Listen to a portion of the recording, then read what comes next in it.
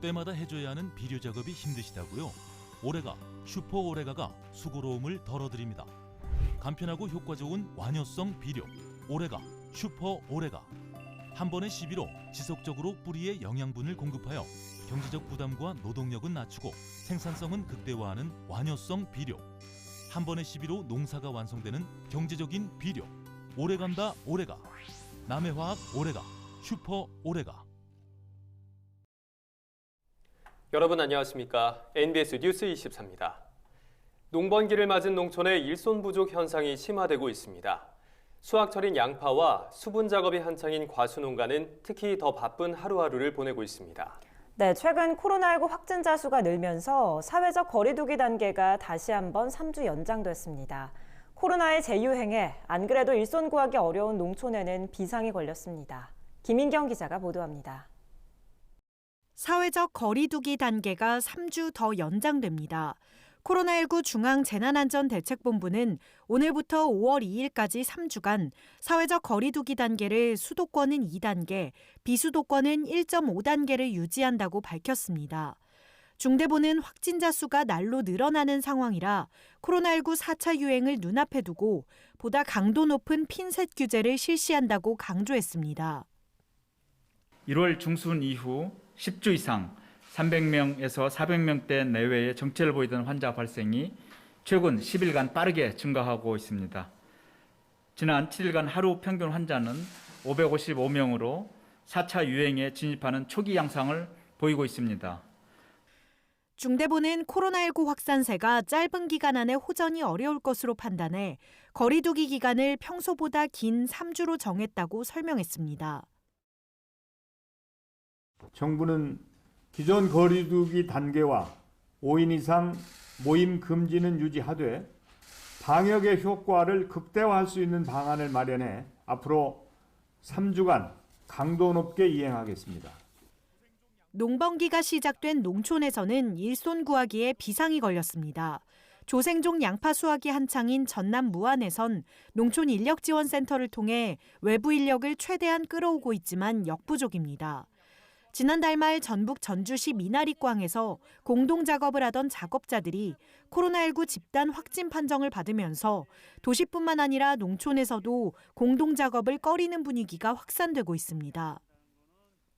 그런 게 이제 확실히 있죠. 그런 게 보도가 되고 그러니까 아무래도 코로나 때문에 위축이 돼야 있죠.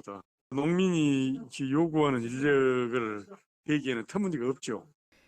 무안 지역에선 현재 내국인 근로자에게 하루 10만 원의 품삯을 주고 있지만 수확 물량이 늘어나면 일당이 13만 원까지 오를 전망이라 인건비 부담도 만만치 않다고 호소합니다. 인공수분이 한창인 과수농가도 사람 구하기 어려운 건 매한가지입니다. 배농가가 많은 경기 안성에선 인근의 평택, 충남 천안 등지에서 수분 작업을 하기 위해 인부들이 바쁘게 오가지만 평년 대비 내국인 근로자 수도 줄었습니다. 어렵죠. 아무래도 꺼리시는 분들은 안 돌아다니시고. 농촌 일손을 도맡다시피 했던 외국인 근로자는 계절 근로자의 신규 입국은 전혀 없는 데다 그나마 있던 근로자들도 일당이 많고 실내 작업을 할 수 있는 제조업 공장 등으로 자리를 옮기는 상황. 만성적인 일손 부족에 시달려온 농촌에선 코로나 4차 유행이라는 또 다른 악재를 눈앞에 두고 시름이 깊어지고 있습니다. NBS 뉴스 김인경입니다. 올해 과수 의무자조금 사업 추진에 차질이 빚어지고 있습니다. 정부의 과수자조금 예산 승인이 4월이 된 지금까지 이루어지지 않은 건데요. 일각에서는 정부 입맛대로 예산안을 손질하느라 승인이 늦어지는 게 아니냐는 의문도 제기되고 있습니다. 강창호 기자입니다. 정부의 과수 의무자조금 예산 승인이 4월이 넘도록 지체되고 있는 것으로 알려졌습니다. 과수업계에 따르면 농림축산식품부가 2021년도 과수 의무자조금 사업 계획을 아직도 승인하지 않은 것으로 확인됐습니다. 일반적으로 자조금 사업은 연초부터 시작되는데 1분기가 지난 지금까지 예산 승인이 안 돼 사업에 차질이 빚어지고 있는 겁니다. 과수 분야에는 포도, 복숭아, 사과, 단감, 감귤, 배, 키위 등 7개의 의무자조금이 운영되고 있습니다. 의무자조금 단체는 해당 품목을 재배하는 농가들이 낸 거출금과 정부 지원금을 이용해 홍보 판촉 행사, 자율 수급 조절 등을 추진합니다. 농수산자조금법에 따르면 자조금관리위원회가 작성한 의무자조금 운용 계획안은 대의원회의 의결을 거친 뒤 농식품부 장관의 승인을 받아야 합니다. 농식품부 승인이 떨어지기 전까지 과수자조금 사업은 멈춰 있을 수밖에 없는 겁니다. 일각에서는 정부가 사업 계획을 급하게 손질하느라 승인이 늦어지는 게 아니냐는 눈초리를 보내고 있습니다. 과수업계에 따르면 정부가 의무자조금 사업 예산 중 수급 안정 사업을 급격히 확대하라는 지시를 내린 것으로 알려졌습니다. 농가들은 자조금이 소비 촉진을 위한 홍보, 판촉 등에 더 많이 쓰이길 원하지만 정부가 수급 조절을 고집하고 있다는 겁니다. 지금 수급안정 사업 현안이 발생될지 안 될지 모르잖아요. 갖고 있다가 연말의 모습은요, 이거 반납해야 돼요. 우리가 사업계획을 대의원에서 승인을 받아서 올렸는데 왜 승인을 안 해주고 이걸 고쳐오라 그러냐고. 농식품부는 현재 과수자조금 사업 계획을 검토하고 있다고 밝혔습니다. 3월 31일 최종 확정된 의무자조금 국고 배정안을 감안해 사업 계획의 수정 작업을 진행하고 있다는 겁니다. 농식품부 관계자는 현재 과수자조금 사업 계획의 경우 막바지 검토 단계라며 자조금 사업에 차질이 빚어지지 않도록 노력하겠다고 말했습니다. 본격적인 사업에 돌입해야 할 시기지만 정부의 사업 계획 승인 지연에 과수자조금 단체들의 속이 타들어가고 있습니다. MBS 뉴스 강창호입니다. 배와 사과 등 과일나무꽃이 활짝 핀 요즘 과수농가에서는 인공수분 작업이 한창입니다. 그런데 올해 인공수분에 쓰이는 꽃가루 수입이 늘면서 이를 매개로 한 병해충 유입 우려가 높아지고 있습니다. 수입 꽃가루에서 과수화상병이 검출됐던 지난해와 같은 상황이 반복되는 건 아닐지 걱정입니다. 보도에 손현진 기자입니다. 인공수분에 쓰이는 꽃가루 수입이 늘면서 이를 매개로 한 외래 병해충 전파 우려가 높아지고 있습니다. 국내에서 배와 사과, 복숭아 등 과수 인공수분에 쓰는 꽃가루는 외국산이 많으며 대부분 중국에서 수입됩니다. 이는 국산 꽃가루 공급량이 부족한 데다 수입 꽃가루 가격이 국산보다 저렴하기 때문입니다. 1월에서 3월 기준 인공수분용으로 수입된 배꽃가루는 2018년 1,140kg에서 올해 3,753kg까지 해마다 증가했습니다. 같은 기간 사과 꽃가루 수입도 315kg에서 1,078kg까지 늘어났습니다. 이처럼 꽃가루 수입량이 증가세를 보이는 가운데 수입 과정에서 바이러스가 검출되는 사례가 지속적으로 발생하고 있습니다. 지난해 4월에는 미국산 사과 꽃가루에서 과수화상병이 검출돼 검역당국이 긴급 수입 금지에 나서기도 했습니다. 농림축산검역본부는 올해 검역을 받은 약 5톤의 수입 꽃가루에서 과수화상병 등 병해충이 검출된 사례는 없었다고 설명했습니다. 하지만 중국산 복숭아 꽃가루에서 유해 바이러스가 검출돼 30kg 물량을 폐기한 사례가 한 건 있었던 것으로 나타났습니다. 검역을 통과한 꽃가루도 100% 안전한 건 아닙니다.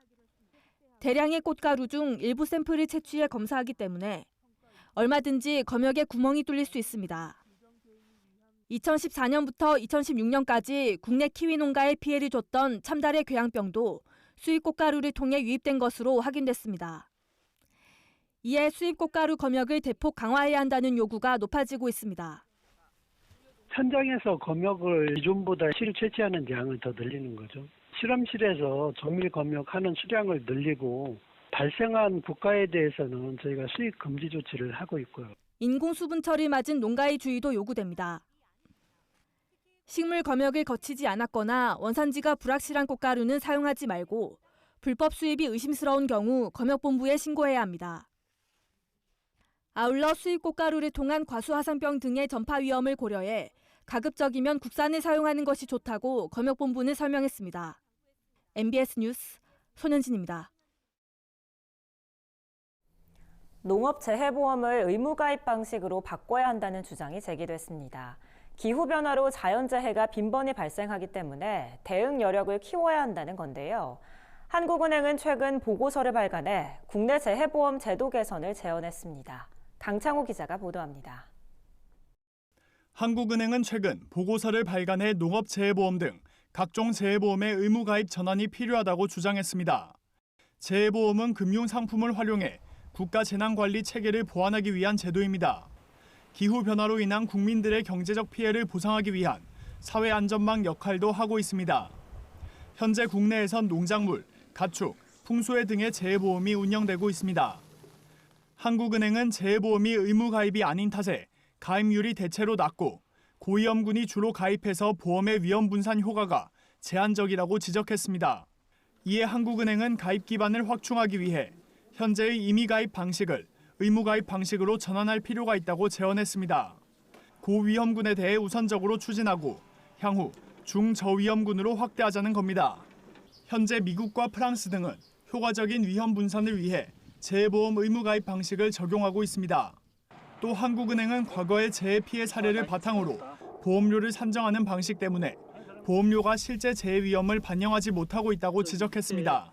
기후변화로 자연재해 위험이 커질 수 있다는 점을 고려하면 적정 수준에 못 미치는 보험료로 재해보험의 건전성이 훼손될 가능성이 있다는 겁니다. 한국은행은 미국과 일본처럼 미래의 재해 가능성을 함께 반영하는 재해 위험 지도를 구축해 보험료율에 반영할 필요가 있다고 주장했습니다. 그 연구가 좀 더 진행이 되고 객관적인 재해 지도가 만들어지고 나면은 지역별로 이제 리스크가 좀 더 세분화돼서 나올 수도 있고요. 홍수라든지 강수 피해가 얼마나 발생할 수 있을지에 대한 것도 예측을 좀 할 수 있어가지고 거기에 맞춰서 료율이 정해지는 거죠.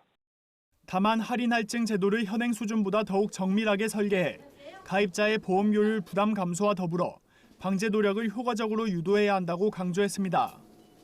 한편 한국은행은 정부의 재정 부담 완화를 위한 대재해 채권 도입 필요성도 제기했습니다. 대재해 채권을 도입해 대규모 재해로 정부 지급 여력이 바닥날 경우 채권 발행을 통해 자금을 조달할 필요가 있다는 겁니다. 현재 미국과 터키가 해당 제도를 활용하고 있습니다. 이 밖에도 국가재보험 전담기관을 설립해 정부의 지급 능력을 확충해야 한다고 주장했습니다. MBS 뉴스 강창호입니다. 초고령 사회 진입을 앞두고 국민들의 건강을 증진시켜주는 효과가 입증된 치유농업이 농가들의 새로운 수익 창출 분야로 주목받고 있습니다. 지난 25일부터 치유농업법이 시행되며 치유농장 조성 추진에 탄력을 받고 있습니다. 보도에 김진희 기자입니다. 치유농업 연구개발 및 육성에 관한 법률, 일명 치유농업법이 지난 25일부터 본격적으로 시행됐습니다. 치유농업법 시행에 따라 농촌진흥청은 2025년까지 치유농업센터 17곳과 치유농장 500곳을 조성할 계획입니다. 농진청은 1994년부터 생애주기별 맞춤형 치유농업 프로그램 개발과 치유농업이 국민건강 증진에 미치는 다양한 연구를 추진해왔습니다. 실제로 연구 결과 노인, 청소년, 만성질환자들에게서 치유농업의 긍정적인 효과를 입증했습니다. 노인들은 치유농업을 통해 우울감이 60% 줄었으며 총 콜레스테롤과 체지방률이 각각 5%와 2%씩 감소하는 효과를 보였습니다. 또 건강한 노년을 대비하는 청장년층의 기대 수명을 늘리고 건강을 증진시키는 데도 효과를 보였습니다. 청소년은 불안감 45%, 스트레스 52%, 우울감 56%가 감소했으며 고혈압, 당뇨 등 만성질환자는 인슐린 분비능이 47% 증가하고 스트레스 호르몬이 28% 감소했으며 비만 지표인 허리둘레도 2cm 줄어든 것으로 나타났습니다. 다양한 농업 농촌 자원을 활용해 청소년, 직장인, 노인, 만성질환자 등 다양한 계층의 건강 회복과 증진을 위한 맞춤형 치유 프로그램을 개발해 보급해 나갈 계획입니다. 농가들 또한 치유농업이 위기에 놓인 농촌에 활력을 불어넣고 지역경제 활성화에도 이바지할 수 있다는 기대감이 커지고 있습니다. 치유농업법이 시행됨으로 인해 가지고 많은 기대를 하고 있습니다. 코로나로 인해서 많은 사람들이 그동안 찾아오질 못하셨는데 많은 고객분들이 찾아오셔서 농가 소득에 도움이 되었으면 합니다. 여러 선진국에서는 이미 치유농업 관련 산업에 보조금을 지급하는 법적 근거를 마련하고 있습니다. 제도화에 첫 발을 내디딘 우리나라의 치유농업이 지역 농가에도 활력소가 될지 귀추가 주목됩니다. MBS 뉴스 김진입니다. 대기업의 축산업 진출, 사육 마리수 증가에 따른 한우 가격 폭락 우려 등 국내 한우 산업에는 해결해야 할 현안들이 많은데요. 저희 NBS 뉴스24가 김삼주 신임 전국 한우 협회장을 만나 한우 산업 안정화를 위한 구체적인 대응 방안을 들어봤습니다. 김하은 기자가 보도합니다. 대규모 자본을 앞세운 기업의 진출이 본격화되면 결국 중소농가는 폐업하거나 위탁 사육 농가로 전락할 수밖에 없다. 이날 인터뷰에서 김삼주 전국 한우협회장은 대기업의 축산업 진출 저지를 올해 한우협회의 중점 추진 사항으로 삼고 구체적인 해결 방안을 마련하겠다고 강조했습니다. 기업 축산 막아야 된다. 가족농가, 기업농은 정확하게 기준을 마련해야 된다. 그건 정확하게 데이터를 분석해서 정말 가족농이 어디까지 할 수 있느냐. 이와 함께 한우업계의 주요 현안인 한우 사육 마리수에 대한 선제적 수급 조절과 축산환경법 문제에 대해서도 적극 대응하겠다고 설명했습니다. 김 회장은 먼저 미경산후 비육 지원 사업 내실화에 힘쓰겠다고 밝혔습니다. 한우협회는 사업에 대한 홍보를 강화해 올해는 농가 참여율을 높인다는 방침입니다. 지난해 11월 발의돼 현재 국회에 계류 중인 축산 악취 방지 패키지 3법 일부 개정안에 대해서도 지속적인 개선을 요구하겠다고 밝혔습니다. 그러면서 한우 산업이 가진 환경보호 역할과 가치에 대해서도 널리 알려갈 생각이라고 덧붙였습니다. 엄청난 양의 농업부산물을 처리하는 한우의 순기능에 주목해달라는 겁니다. 업사의 클리닝에 대해서 이제 제가 얘기를 좀 해요. 우리가 순수 곡물을 먹는 게 한우는 30%가 채 우리가 한우나 낙농이나 대체식 반추동물들은 이거를 소화를 시켜서 자원으로 다시 돌리잖아. 순기능 역할을 해주잖아요. 그럼 실질적인 이 엄청난 사회공헌을 하는 공익성 목적이 크다는 얘기죠. 김 회장은 3년간의 임기 동안 단체장은 봉사하는 자리라는 초심을 잃지 않겠다는 포부도 밝혔습니다. 농민은 농민일 뿐이고 정말 그 단체장이라는 거는 봉사자인데 그걸 자꾸 감투라고 여기고 벼슬이라 생각하면 그 사람들이 역할을 하느냐? 못해요. 정말 열심히 봉사하는 사람들은 그 자리에 맞지 않거든요. 그냥 한우 산업 현안에 적극 대응하는 동시에 축산업을 이끌 미래 세대 육성에도 힘쓰겠다는 그의 행보에 관심이 집중되고 있습니다. MBS 뉴스 김하은입니다. 다음은 간추린 뉴스입니다. 농협중앙회 사랑의 집고치기 농가 희망봉사단은 전북 김제시와 부안군에서 농가 10가구를 대상으로 사랑의 집고치기 봉사활동을 실시했습니다. 이날 행사에는 이원택 더불어민주당 의원과 박준배 김제시장, 이성희 농협중앙회장 등이 참석해 농가의 지분교체와 도색 등 봉사활동에 동참했습니다. 이어 농협은 김제 승반마을 복지회관에 식기세척기와 생활용품 등을 기증했습니다. 이성희 농협중앙회장은 앞으로도 농업인과 지역 주민이 피부로 느낄 수 있도록 다양한 나눔 경영 활동을 실시해 농업인에게 신뢰받는 농협이 되겠다고 말했습니다. 충청남도가 도내 청년 농업인이 생산한 농산물 판로 확대를 위해 이커머스 기업 쿠팡과 협업을 추진합니다. 충남도는 쿠팡과 2019년부터 업무 협업을 추진했고 지난해에는 165억 원의 농산물 판매 성과를 올렸습니다. 이번 사업에는 당진시 스마트팜 단지에서 농업에 종사하는 청년이 주체가 돼 참여합니다.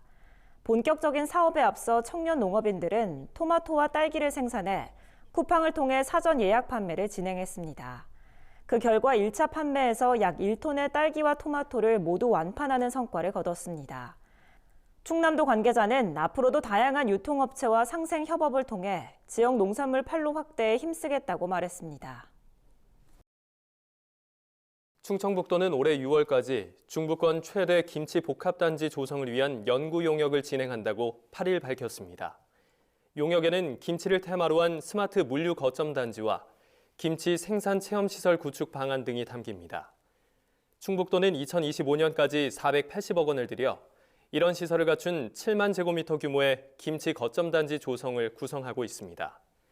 이는 김치 산업을 육성하고 김치 종주국으로서의 위상을 높이기 위한 방안이라고 충북도는 설명했습니다. 용역 결과가 나오는 대로 기획재정부 등 관계부처를 설득해 국비 지원을 확보하겠다는 계획입니다. 강원도가 최근 동물복지 축산농장 인증을 확대하겠다고 밝혔습니다. 강원도는 지난 2017년 동물복지형 축산 선진화 시책 수립 후 총 35억 원을 투입해 동물복지형 축산 기반 확대 및 달걀 등 축산물 안전성 향상에 주력해왔습니다. 올해는 동물복지축산농장 인증에 필요한 사육공간 확대 및 내부시설 개보수 지원 사업과 축산물 판로 확보 등 농장 전반 컨설팅 지원 사업을 추진합니다. 현재 도내 동물복지축산농장 인증수는 17호이며 지속적인 지원을 통해 2023년까지 인증농장을 총 30호로 확대한다는 계획입니다. 저희가 준비한 소식은 여기까지입니다. NBS 뉴스 24 마칩니다. 함께해 주신 여러분 고맙습니다.